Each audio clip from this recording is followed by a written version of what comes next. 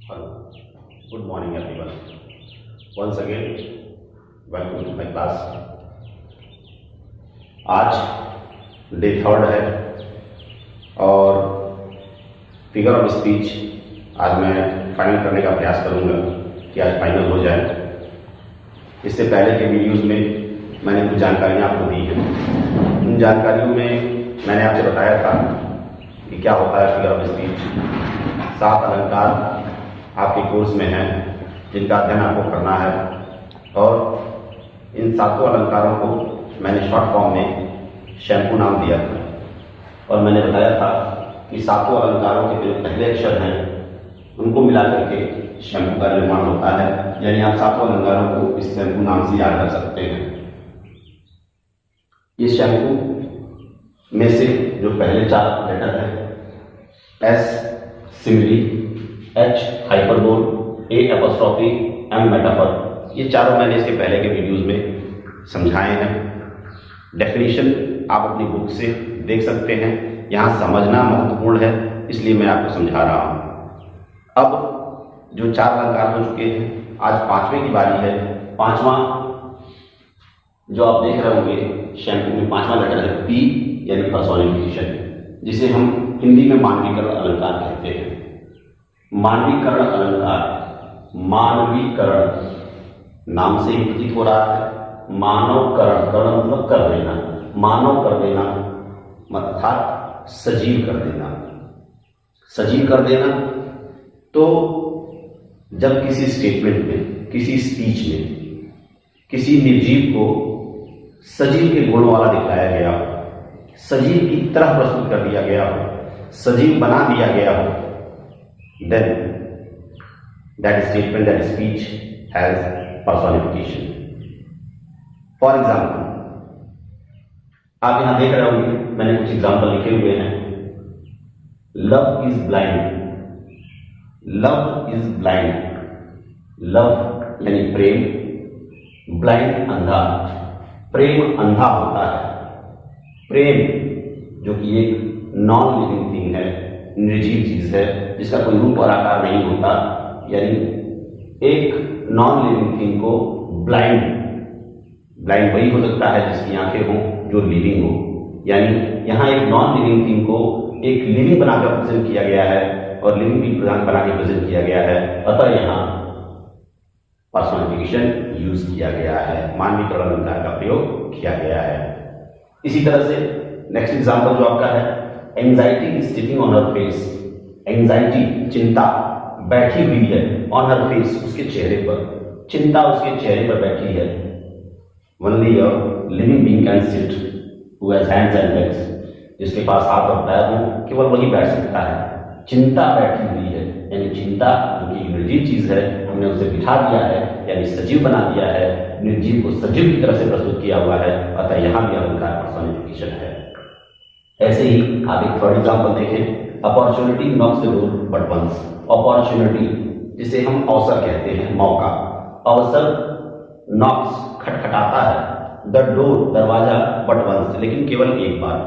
अवसर दरवाजा एक बार खटखटाता है, खटखटाने का कार्य वही कर सकता है जिसके हाथ होंगे, लेकिन हम यहाँ अपॉर्चुनिटी जो कि एक निर्जीव चीज है, निर्जीव ऑब्जेक्ट है, उस निर्जीव ऑब्जेक्ट को खटखटाने वाला बना दे रहे हैं, यानी हाथों वाला बना दे रहे हैं, यानी लिविंग बना दे रहे हैं।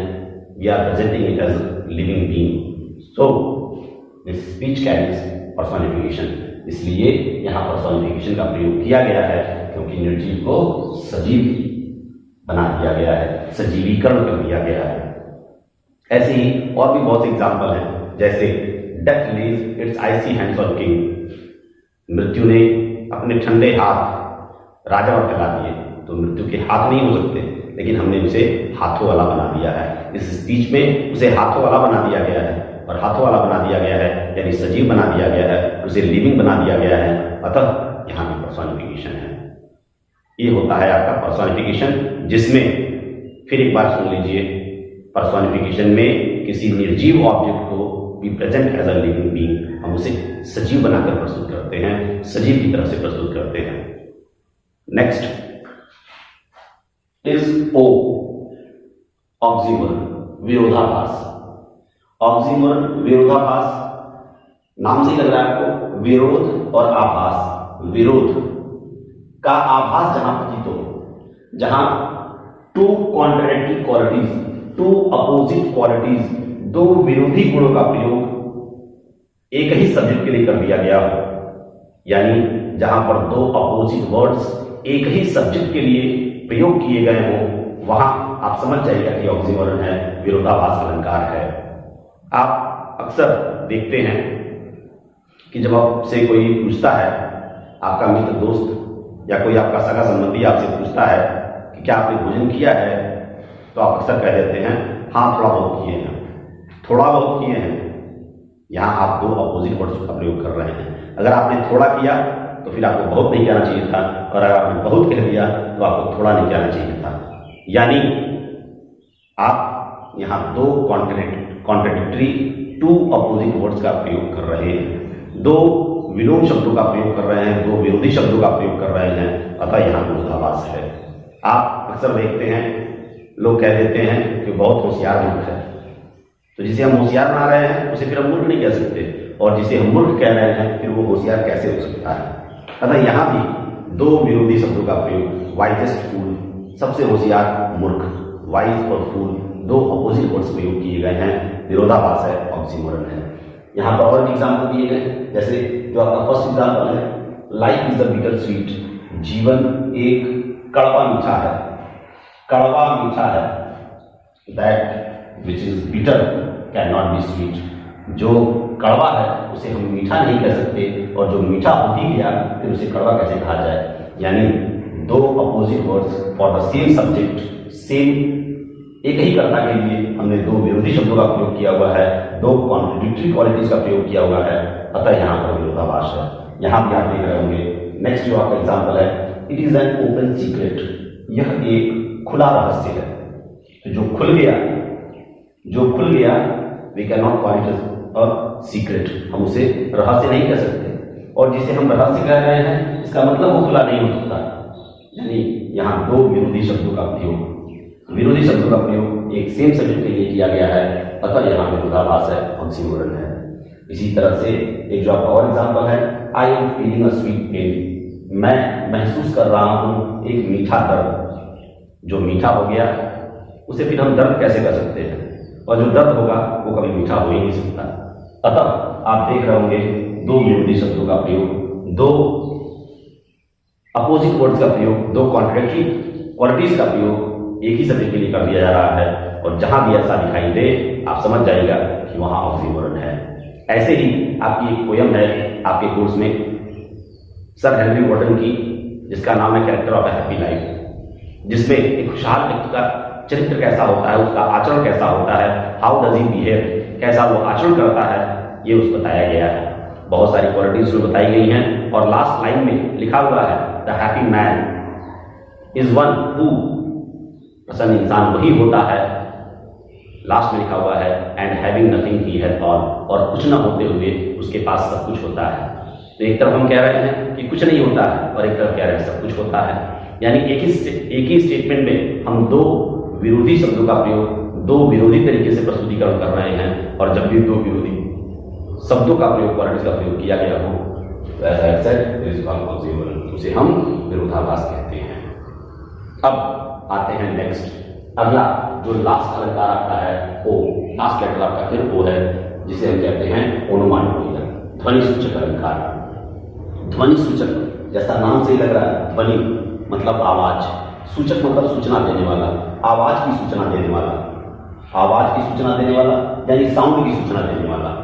अब आपको एक छोटी सी जानकारी होनी चाहिए कि प्रत्येक ऑब्जेक्ट अलग अलग तरह की आवाज उत्पन्न करते हैं। मैं जो आवाज उत्पन्न कर रहा हूं, इस आवाज को आप कहते हैं बोल रहे हैं। यही आवाज थोड़ा धीमे होती तो आप कहते हैं बड़बड़ा रहे हैं। इस तरह से प्रत्येक ऑब्जेक्ट कोई ना कोई आवाज निकालता है। जब बिल्ली बोलती है, बिल्ली आवाज निकालती है, तो आप उसे कहते हैं म्याऊं कह रही है। जब गाय आवाज निकालती है तो आप कहते हैं रंभा रही है। इसी तरह से गधा आवाज निकालता है तो लेखा रहा है, घोड़ा आवाज निकालता है तो निना रहा है, हाथी आवाज निकालती है तो चिघाड़ रही है, सिक्का आवाज निकालता है गिर जाता है, आवाज उत्पन्न होती है तो खनखना रहा है, पत्तियां आवाज निकालती हैं, सरसरा रही हैं। ये सरसराना, खनखनाना, हिनहिनाना, भनभनाना, ये सब एक साउंड है, आवाज है।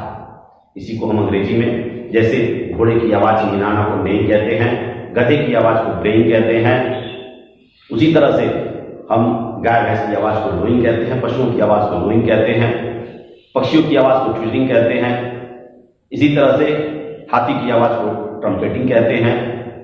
अलग अलग ऑब्जेक्ट अलग अलग साउंड क्रिएट करते हैं, उत्पन्न करते हैं।